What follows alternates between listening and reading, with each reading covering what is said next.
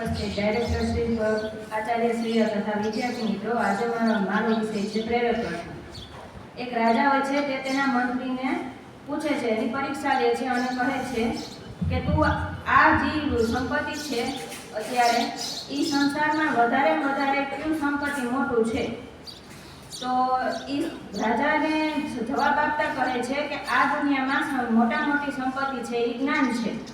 એટલે રાજા કહે છે કે આ તો સાધારણ જવાબ છે. તો મંત્રીને કહે છે કે તું આ દરબાર એટલે કે આ રાજ્ય છોડીને અહીંથી જતો રહે અને તને જે કિંમતી વસ્તુ અહીંથી મળે તે ભેગો લેતો જજે. એટલે રાજાને કહે છે કે તો તમે જ તમારી અનુમતિ લઈને હું તમને જોડે લઈ જાઉં. તો રાજા કહે છે મને કેમ?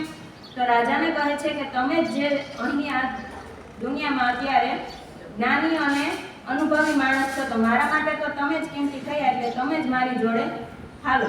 એટલે આ જે વાર્તામાંથી આપણને મળે છે કે જે અત્યારે સંપત્તિ છે એ મોટું જ્ઞાનનું છે. આપણામાં જો જ્ઞાન રહેલું હશે તો આપણી જોડે કાંઈ દોલત કે કાંઈ સંપત્તિમાં કે કાંઈ ભેગું આવવાનું નથી. આપણામાં રહેલું જ્ઞાન જ છે એ જ આપણી જોડે આવવાનું છે.